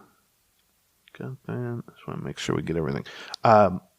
This is about the division, not so much about the Twins, although it's maybe relevant to the Twins because of their own television situation. But the White Sox lost their announcer, Jason Benetti, who's a beloved announcer, also a native Chicagoan, I believe, and a lifelong White Sox fan. Okay. Was signed away by the Detroit Tigers. Huh. Which I'm personally, selfishly glad that he stays in the division because he's just a super nice guy, and I met him last year and all this stuff. The Duchess of Marshfield, Becky, is a big fan of many podcasts, not this one, basically all other podcasts. But her favorite one is a podcast called Never Not Funny, which is just a comedy podcast with Jimmy Pardo as the host, and he's a White Sox fan. Okay. And they have Jason Benetti on as a guest, like once every 6 months. And so she, who doesn't care at all about sports other than watching now the Chiefs and Eagles, because she's Team Kelsey, when we watched it, I'm in the second quarter, and I'm like, I wouldn't even be watching this game. Like, why are we watching it? We got to see what she's like rooting for Jason Kelsey now. He's like, it's really funny. That's awesome. But anyway, she likes Jason Benetti, so I introduced myself to him, and I'm like, hey, I think you're fine. Girlfriend's like obsessed with you. She thinks you're great on the show. But anyway, it's a very interesting story because why would a native Chicagoan who loves the White Sox, who has gotten to a point where he does national stuff and is certainly considered a top 5 local announcer in Major League Baseball, how are the Detroit Tigers hiring him away? Well, first of all, money. But the Tigers' job is not a better job than the White Sox job, obviously, television job. But in reading about it, it sounds like many things with the White Sox, they're just such a poorly run organization. Starting with Reinsdorf, who's the owner, but then also some of the other prominent roles, that he just felt like, I'm not respected here. I'm treated poorly here. Why don't I just go somewhere that actually wants me, probably give me more money? And we're kind of seeing that play out with the White Sox from a roster standpoint too, which is, I'm not saying they're going to be horrible, but they blew out the front office, promoted their scouting director, basically, or player development director, to GM, which is interesting because they haven't developed players that well. That's been their biggest weakness. Right. They collect top prospects, but they don't really turn them into that much. Chris Getz, who's a recently retired player, is now running the White Sox, and he said 3 days ago, we're open for business. Everyone on the roster is available. Wow. And so people think they're going to trade Dylan Cease and maybe Luis Robert and all that stuff, which, that's fine. Full teardown? Yeah, basically their fire sale time? Their third teardown in 9 years or whatever it is with the White Sox. And so as you look at the Central, and this is part of what I try to keep in context for the Twins lowering their payroll too, which is, even if the Twins lower their payroll of like $125 million, it'll still be second highest in the Central. It honestly might be the highest in the Central, depending on how much of a fire sale the White Sox end up doing. And so you look at the state of this division for 2024, but then even 2025, 2026, like, I do think there's the potential for the Tigers to be pretty good relatively soon. We kind of saw that in the second half. I mean, We've said that before too. But the Royals are nowhere close to being decent. No. The White Sox are actively tearing it down. Right, trending very hard in the opposite direction. Cleveland, I don't have a great sense of, but along the lines of what we've been talking about in terms of payroll. About non-tenders. They non-tendered Cal Quantrill, who's a pretty good pitcher, over $6 million. And the sense there is their payroll is going to be maybe $100 million, which, you can talk about how frustrating it is that the Twins are dropping their payroll. The Twins and the Guardians are similar market size, similar. They had identical TV deals basically, except the Guardians is still going, but they were both making 50-something million a year. And the Guardians last year spent $85 million, and it sounds like they're going to be 100 or lower again this upcoming season. So it's like, the Twins in the context of baseball, it sucks that they're dropping their payroll, and they might end up, instead of being 17th in payroll out of 30, they might end up being 20th or something like that. But in the Central, but maybe not. Who knows? Right. Although I did think, the Padres had to take out a $50 million loan because they're putting Soto on the trading block, right? So and some other guys too. Yeah. So they're shedding payroll. Like I said, the Guardians, it sounds like, are going to be sort of limiting payroll. Angels are absolutely. I assumed, if you would have asked me a week ago, that half the teams are going to have either neutral or decreased payrolls. Right. Except now you see, the Phillies are spending. Phillies are open for business as well. Cardinals are open so I do kind of fear a little bit that what's going to happen is that the overall money spent is going to be sort of stagnant, but that the haves versus the luxury tax is going to be driving back down the top guys. Well, but also like the Yankees, for instance, have always had a massive television advantage, because of the Yes Network. They get $200 million a year from that, whereas the Twins make $50 million a year.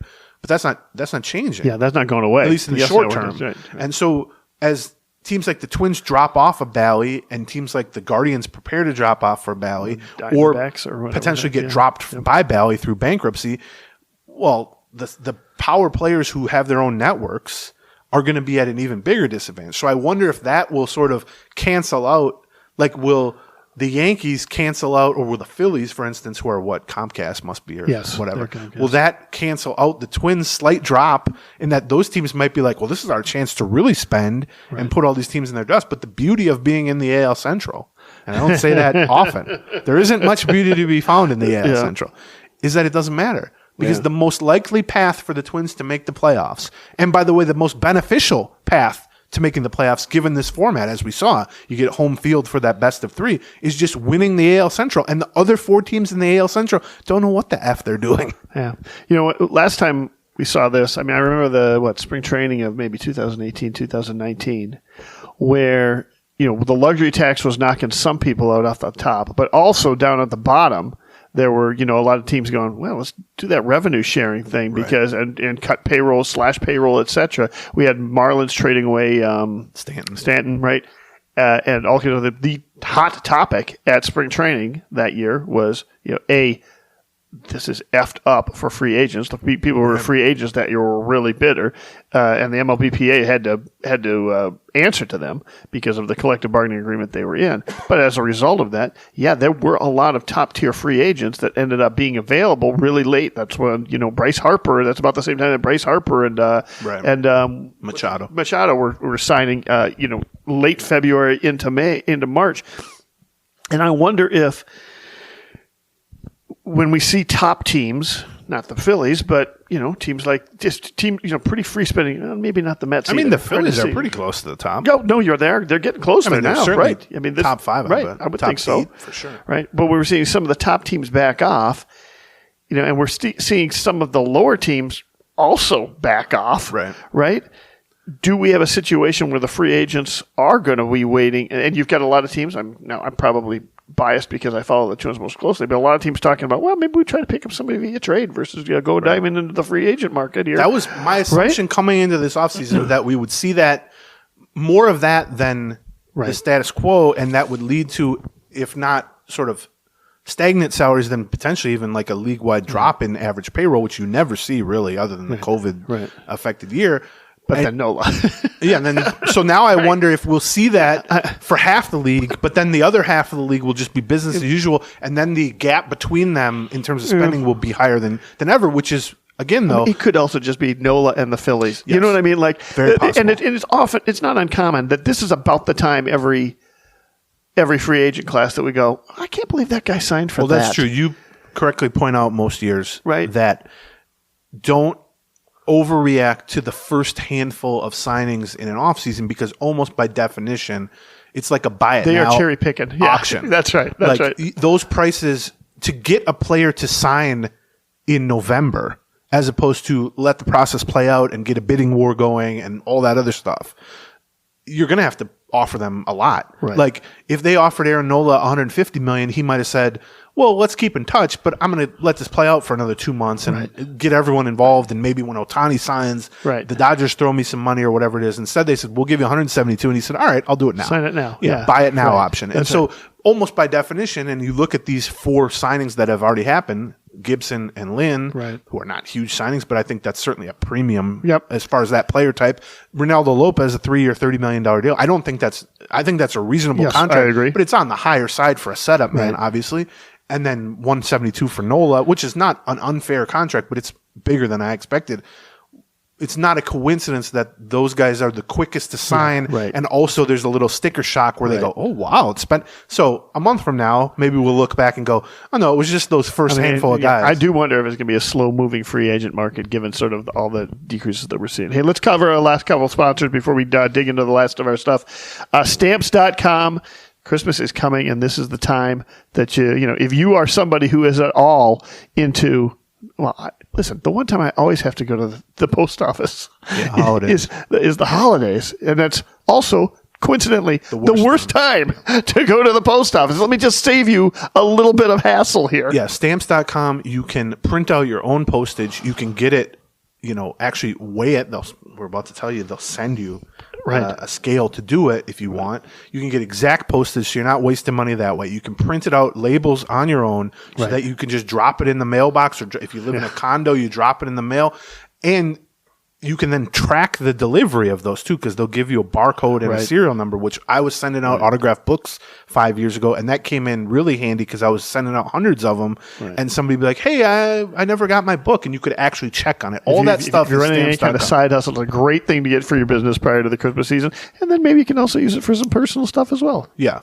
So if you sign up for Stamps.com, give your business the gifts of Stamps.com so your mailing and shipping is covered this holiday season. Sign up with the promo code GEEK, not Gleeman, GEEK, GEEK, for a special offer that includes a 4-week trial plus free postage and a digital scale so you can get exact postage on the stuff so you don't have to waste money just slapping on a bunch of stamps that you don't need. No long-term commitments or contracts. Just go to Stamps.com and click the microphone at the top of the page. You'll see it. It's a picture of a microphone. And then enter in the code GEEK and you can get all that. We're big fans of Harry's. We've been advertising. Harry's is by far our longest advertiser, right? No question about that. Yeah. I mean, I think they might have been our original advertiser way back in the day. I'm still using them. I used them through a 2-week trip abroad. I ended up getting a second Harry's razor just so I could have it in my travel case, just so I could use it on the road, shave both against the grain and with the grain. I know it's always sharp. And so when I do against the grain like that, I can go a little bit extra, get my face a little bit smoother. And, they also just make it also convenient. You can get a trial set, which has a $13 value, and you can get it for just $3 at harrys.com/Gleeman. Here's what you get in that trial set to give them a chance. A 5-blade German engineered razor, has a weighted handle. You get foaming shave gel, and then also a travel cover. They've over the years sent us some samples of stuff, their new products, and it always is much nicer and fancier than anything I've ever experienced from a shaving kit before. And then you can schedule delivery for refills as low as $2, which is like half of what you'll pay everywhere else. And it's super easy. They just send it right to your door. You don't have to go to the store and wrestle with the good product delivered to your place. Super easy at a great price point. Get a subscription that saves you time and money with Harry's.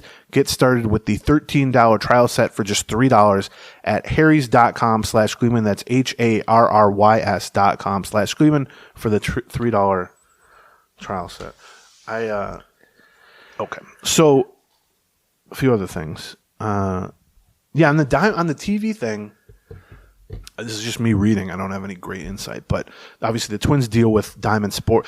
It's Sinclair Broadcasting is the big corporate conglomerate. They're the ones who bought all of the Fox Sports and then net stuff. Once they bought all that stuff, they created like a subsidiary, like an umbrella to put all of those in, which is called Diamond Sports Group. And then the local channels, as Twins fans know, are Bally. Right. And so they sold off the naming rights to those channels. Right. They were all Fox Sports North for. That's right. Yeah. So the Twins deal with all three of those places, which are the same place basically, is done. So their contract is just over. Teams like San Diego and Arizona were sort of kicked out of their deals because Bally decided they weren't worth what they were supposed to be paid, filed bankruptcy, and just said, we're not going to pay anymore. Yeah. As part of the bankruptcy procedure, you can get out of contracts that you have with folks, and they got out of those contracts when they refused to make payments. Then you have teams, so there's 3 or 4 teams now, which the Twins are one of them, who just don't have a broadcast partner. They can go under the umbrella of MLB or figure out something else. Then there are teams like Cleveland who have a year or two remaining, still have a contract on their contract with Bally, and Bally is paid just enough after bankruptcy to keep it going. Except now Bally is like, well, we might not want to pay you either. So they're starting to look ahead to the future, and that's why they're probably limiting payroll. And other than cheapness for ownership is also a reason, probably. But it's also an issue for NBA and NHL teams. Yeah, because the whole idea behind Diamond Sports was that they were going to come up with basically their own one-stop subscription package where you could get NBA, and you're a sports fan, you need to stream this channel because they're going to be the one that has live sports for these 3 sports. Right. As of a month ago, Bally Sports North had Twins, Wolves, Wild, among other things. Right. Well, now they don't have the Twins because that deal's done. But they do still. I saw a lot of people who were like, "Wait, I thought Bally was done." It's like, no, they still have the Wolves under contract for, I think, multiple years, and the Wild as well. But now what's happening is the NBA sort of took a more aggressive tact with this situation than MLB, in part because they had it happened sort of during their offseason, not midseason. MLB was just scrambling to figure stuff out. But what the NBA said basically was, through the courts via their Diamond Sports bankruptcy filing, we will, if you agree to continue paying what you owe for this upcoming season and not do this thing you did with the Padres and the Diamondbacks where you drop them and just say, oh, we're not going to pay you what we owe you, which is ridiculous that that's something that can happen. But it's what we will agree not to try to get out of these deals from our end, but as a sort of middle ground, what we want you to agree to is all contracts will expire now after this season, 2024. This will be the last year of negotiation on all these contracts. We'll treat it as business as usual, so Bally can continue to do Wolves, for instance, and all these other local NBA teams. But after this season, we're done. That's it. You're done. And so they agreed to that, Bally, because they didn't really have a choice. They're in bankruptcy. And now reading it, I don't think there's going to be a Diamond Sports or a Bally existing after 2024 because they're no longer going to have anything, basically. And so that, as bad as the Twins situation is right now, or as murky, uncertain as the Twins situation is, and it's likely they're going to make significantly less revenue for this upcoming season and perhaps several seasons. Right. This thing was going to hit the fan and already has sort of hit the fan. But it was good. Even if they had 10 years left on their contract, paying $55 million a year, they'd be in better shape right now, except Bally's might have tried to drop them like they did the Diamondbacks and the Padres. Except the whole bubble is going to burst. It's basically already burst. Right. So it's a little bit like we talked about with the Dick Bramer exit. The Band-Aid was going to get ripped off at some point here pretty soon. Whether Dick Bramer was exiting after 40 years or after 41 years, someone was going to be mad that they weren't going to have Dick Bramer anymore. Sure.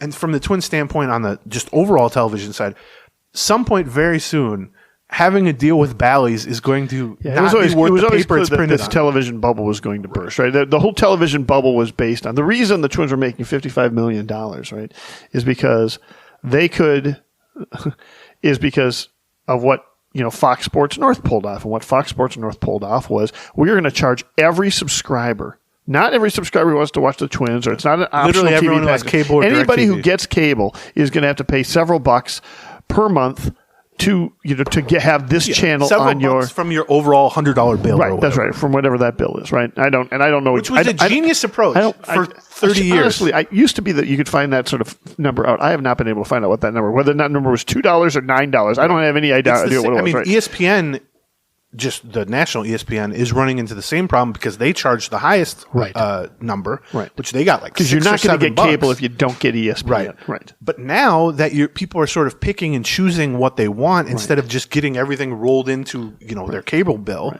Well, now it's like, well, yeah, a lot of people still want the Twins, but not 100% of cable subscribers want the Twins. And so that was a genius approach, the sort of bundled approach where nobody's going to look under the hood at what each individual thing is costing. They just look at their bill and we get $3 from each person. Well, that's a lot of people. Right. Now it's like you're off. It was all hidden to you, right. And now it's like try to sell your product now to people. Well, even if the Twins get 50,000 people to sign up. Even if you get 1 out of every 20 households you have to opt into it. You have to charge 20 times more to get that equal. And you can't charge 20 times more. I mean, 20 times more is $50 a month or whatever. So that that was continually going up because it was seen as a hedge against streaming services to a large extent, right? Because the one thing, you can stream all these other shows, they're not urgent, they're not time sensitive, but live sports is time sensitive. Right. If you want to watch it live, you have to watch it. And it's the one thing you can sell commercials on and be pretty confident people are going to have to watch the commercials instead of just buzzing. Right. Yeah, they're not supposed to be blasting through them, right? Well, now it's clear to everybody that, as sports goes to streaming, cable networks are just going away, right? And so every year it's like 10% fewer people just subscribe, cut cord. That's basically. Right. So, as a result of this, the bubble is going to burst one way or the other. The $55 million that they're going to get, maybe it's going down to 10 million, 50 million. I don't even know what it's going to be at. I don't know exactly what that. I have not tried, but I haven't really tried to find out behind the scenes what's going to be going on or what one could expect. I can tell you what ended up happening to the Padres, right? It was the Padres that ended up, they just took over 2 cable channels. They basically got 2 cable channels on that. They had 2 different cable systems there. They don't have just we have Comcast basically takes 100% of the market here pretty much. They had one that had 60% of the market and one that had 40% of the market. And what they ended up is they basically just got a channel. 702 is now your channel. You can just put it on a thing. It's called San Diego Baseball, on DirecTV. But ain't nobody paying them for that. Right. Right. Well, I mean, they charged. They could. I forget what the number was, but they were charging at the end because again they had to do it midstream. They had to do it in the middle of the season. Right. So they MLB took over the broadcast. Well, that's true. And they produced That's how it worked. Right. And then MLB negotiated with DirecTV and Comcast and all the cable and satellite providers to just give us a channel. Something, right. Number 847. Right. And only from 7 to 11 p.m. every night, it's active. Otherwise, it's just dead air. Yeah. Or there's, I think of one of them. There was another, it was like a travel channel, local San Diego travel channel or something like that. They had from 7 to 11. They had games. Right. I think I read. Again, don't quote me on this, but I think I read they got 15,000 signups roughly, which sounds good. But again, try to do the math on their deal. San Diego's deal was worth $100 million a year, something like that, and it was a 30-year deal or something, which is just proven meaningless, obviously, because if the whole industry just collapses, having a 30-year deal with the collapsed industry doesn't really mean anything. But think to yourself, how many people prior to the past couple of years just were paying the Padres for whatever their local channel was, $3, let's say, from every cable and satellite subscriber. And now think, how many would you have to sell at even $20 a month instead of $3 a month to make up for that? And 15,000 ain't close to the number. That's right. And that's the problem that the Twins are running into. But I guess my point would be, this situation was going to get effed up for the Twins very soon. It just happened to get effed up for them sooner than most because their deal expired this past season. That's right. Some teams, like the Guardians or whatever, have 1 or 2 more seasons left. So, it seems like it's status quo right now. But they're on the precipice. Clock is ticking. Right. It's about to blow up for them, too. Well, I think what you're saying with these NBA and NHL deals is clock is ticking on the other 2 sports as well. So, it'll be very interesting to see. I wonder to what extent the Twins can try to coordinate something with the Wild and the NBA, saying, "Listen, we're going to try working with, or with various cable providers or streaming services or whatever. We're going to be able to provide this, and this. Would you guys like to potentially go in on a Victory Sports Network or something like that? Is there something that we want to do on that?" Yeah, because and we'll shut up here. I think we're near the end of the show probably. But it can be, there's the potential for like the S hit the fan for the Twins a year quicker than it will for most other teams. There's the potential to take advantage of that. Like to use this year or the fact that you're sort of out on your own here to set something up that is advantageous, to try some things. But there's also the potential to just not be able to figure anything out for a year, lose a lot of revenue that you previously were counting on during that year, and then just next year be in the exact same boat as 10 more teams or 20 more teams or 29 more teams, who knows? Right. And then just be like, well, we just kind of had a gap year here before our S hit the fan. Right. And so that's what the Twins are trying to figure out now, which is like, can we figure out something to do in this year where we're sort of on our own in flux here that takes advantage of that? Or are we just kind of trying to tread water and not drown during this 1 year? Right. And then just link up with all these other abandoned teams, whether it's Timberwolves, Wild, other local baseball, whatever it is. And then we'll just join that group next year, having not made much revenue this past year. And that's the tricky situation. And then the other thing is that I did not foresee when this all kind of came is how much Major League Baseball and Major League Baseball Advanced Media is getting involved in it, right? Like clearly they're taking over the broadcast on this. They might be taking over a lot of the broadcast rights on this. They might be taking over a fair amount of the revenue on this. Right. And that potentially is something that could, be advantageous to small business, to smaller market teams. What you're going to run into is the big market teams aren't going to want to join. Possibly want to join. Because if you're the Yankees, you're like, why am I joining as an equal slice of this pie when I got my own pie here that's pretty damn good? Like I don't need to, share money because my situation is fine. Although I would argue that the Yes Network is going to blow up too. It just might blow up a couple years later. Now they could avoid that by getting in place streaming options and doing that. I mean, the Yankees, whether it's cable, whether it's DirecTV, whether they're using tin cans tied to strings, right. The Yankees are always going to be an advantage relative to the Twins and other teams because they have a product that is in more demand to more people. Sure. Yes. And so whether the cable industry completely blows up, whether everybody goes to streaming, whatever it is, whatever happens to the Yes Network, if kind of left to their own devices, if it's every team for themselves, the Yankees are always just going to have a revenue that dwarfs the Twins' revenue. But if they're all like sort of forced to come under the umbrella of Major League Baseball, then that revenue potentially just gets dumped, or half the revenue, let's say, more like an NFL style model. But again, the NFL isn't really apples to apples because it's just all national games once a week. Here's an interesting thing. I think back to Victory. Very weird situation. I think back to Victory Sports North. I don't know how much you remember this. Not Victory Sports North. It was just Victory Sports Network, right? The only article that I ever wrote for the Minnesota Daily was about Victory Sports North. I interviewed, at the time, the president of Victory Sports North. I don't even remember his name. And I did this long story, multiple interviews, all this stuff, and I submitted it. And then they said, hey, we've decided we're going to run this as what we're calling an online exclusive. And I thought, well, that's like I need a hole in my head. My whole life is an online exclusive. This was like 04, 02, whatever it was. Probably 06. I think it was so here's what I remember. No, it wouldn't have been 06. It would have been earlier than that. Okay. Because I wasn't in college in 06. Oh, okay, all right. I didn't stay that long. Okay. Because they tried to start up Victory Sports North, I think, in like 2004, and then they didn't. They stayed with with Fox Sports Network for a while. And then that contract ended. And then they ended up not being on anything for half of a year, right? Or they were struggling to get onto any kind of carrier, right? I don't remember them actually not being on the thing, but I remember like Go for Baseball was on it. Here's what I remember is how it ended. What I remember, not Go for Baseball, Go for Basketball was on Victory Sports North and people couldn't watch it. Victory Sports, Victory Sports, something. Yeah. Here's what I remember about how it ended. What I remember is people were all PO'd about Victory Sports. It was terrible, right? And it was at the same time that they were trying to pass the Target Field initiative, right? And it got into like committees and this and that, and the votes were very close to kind of get it past the committees to get it into the legislature. And basically over a 24-hour period, they got the stadium approved, and they dropped they basically said, okay, we're just signing with Fox Sports now. We are no longer doing forget our own sports, thing. We'll right? Just go to, Right.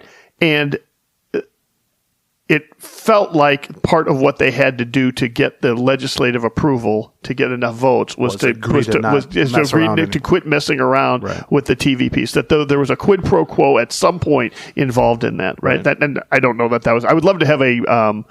They also just couldn't TikTok of the. This goes back to what we were discussing about how the bundling that happened for 30 years was sort of, I don't want to say it was a scam, but it was very advantageous to channels versus the consumer. And what happened was they could not get cable, DirecTV, whatever, to agree to their price point. Right. And so the Twins basically said, and I think they had Go for Basketball too at the time, whatever. They said, hey, we're starting our own channel. We'll have 160 Twins games plus this and that, whatever it is, ancillary hunting shows and all that. We need $2 per subscriber. We want whatever it is, $2, $3. I don't even remember. It was 20 years ago. But all the places said, no, we're not paying you that. Right. But they said, no, we'll let you put on as an optional channel. Right. That people can do. And they can pay, $5 extra a month or $10 extra a month for it. Do you want to do that? And the Twins were like, no, because that doesn't make us the same money that we were getting from being on a channel. Because here's the dirty little secret is, it's part supply and demand, but it's like, okay, we have this channel. We think the majority or a huge percentage of, Comcast subscribers aren't going to subscribe to Comcast if they can't watch the Twins, whatever it is. But when you're truly out on your own and you have a Victory Sports, or if the Twins were to try to launch a Victory Sports 2.0 right now, they're on their own.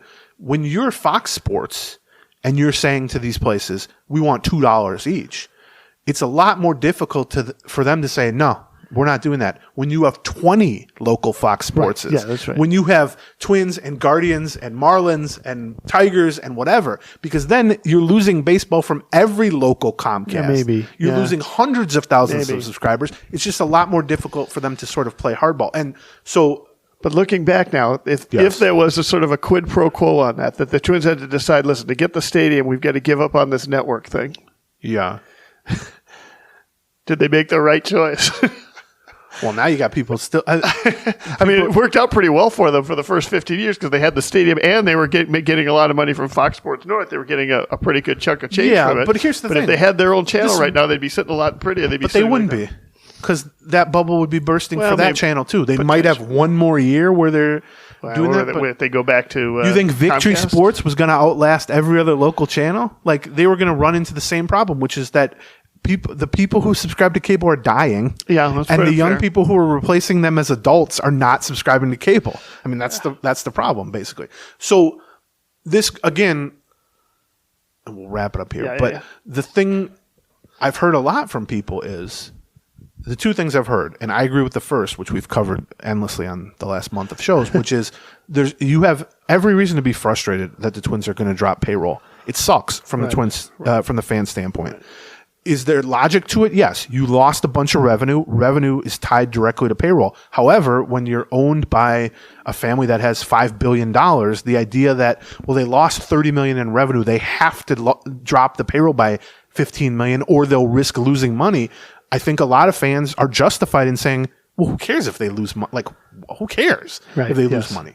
But setting that aside, I think the other thing I've heard from people is, well, why are you guys so sure that they're going to lose a huge chunk of revenue? Right. Can't they just start their own thing and make that revenue? They can try to start their own thing. It's a fraction of the money. But the circumstances, the world of business model around it, the world of local sports television has been shattered. Right. And so you couldn't even recreate the existing model, let alone try to launch your own model. The idea that, well, can't the Twins just figure out a different way to get $55 million a year in revenue to broadcast their games? Well, that ship has sailed. Right. That entire house of cards has collapsed. And so they can start their own thing. The bubble has popped. Yes, the bubble has burst Right. or is very close to completely bursting. And so they can try to start a Victory Sports-esque thing. They can kind of get folded under MLB's umbrella and try it that way. They could try some mix of the two. They could try, some over-the-air broadcasts on weekends or certain nights. And it might be more easy. One of the other questions I think that came up on the Patreon was, what's the value of the fact that now yes, they'll be making a lot less money in terms of actual revenue, but their games might be a lot more accessible by all the people who are streaming, or where they put it easy. They felt like about 1/3 of their potential audience they put some on air. had access to games the last few years because of the carriage disputes. Right, and so there is some benefit to them, and some long-term benefits to them. We talked a lot about that on the Patreon. It's worth checking just out. In terms of why don't they start their own thing and make $50 million that way? The problem is they can start their own thing and they might make 5 or 10 million. They might do something and make back 5 or 10 or 15 or 20 million. Right? They're not making anywhere close to 55, and that might eventually grow. They might find streaming services end up being a new, or that just becomes part of the pop bubble. Yeah, it might it might become part of an 80 million thing in the future, 20 years from now, something like that. But yeah, so that's where there's a reset button here. Okay, thank you too. Thanksgiving. Thank you to all you guys for listening all year. There will be no show Friday, no free show but Friday. We'll be back on the Patreon side. If you're a Patreon subscriber, Patreon. That's the first mention we made. I mean, a couple of talked a little bit about the first time I spelled it out. There you go. Okay. Sign up for the Patreon. We'll do a show like early probably next week, Tuesday-ish, Wednesday, Tuesday, something like that. We got a few ideas for that. Thank you. In the meantime, and then the next free show will be Friday, a week from this Friday. A week from Friday. Thanks to Soda Stick and Game Time and BetterHelp and Storyworth and Stamps and Here's to Come. We hope you'll support them and keep some of them in mind for some of your Christmas gifts. And otherwise, Patreon's a good Christmas gift too. Patreon is a good Christmas gift. Sign up for the Patreon. You get your own little password. You can sign up. That's you right. Get your own URL that you plug into the podcast apps. There is no good way to give like a gift card to Patreon, by the way. No, but you could just create somebody an account and sign up for it. We could figure it out. Yeah. To be clear, it's not a good gift for men to give to their wives. We got a lot of female fans. Just because you're a female non-fan. Well, I've got to get a new Christmas gift for you then, I guess. Yeah. I'd like to see how you wrap that. Just an empty box with a middle finger. It just says Patreon. Middle finger in a box. Yeah, just the Gleeman and Geek logo printed out with the middle finger. Yeah. Well, okay. So if you know Chrissy, don't buy her a Patreon. But if you have other men or women in your life who are baseball fans, patreon.com/Gleeman. Bye-bye. Gleeman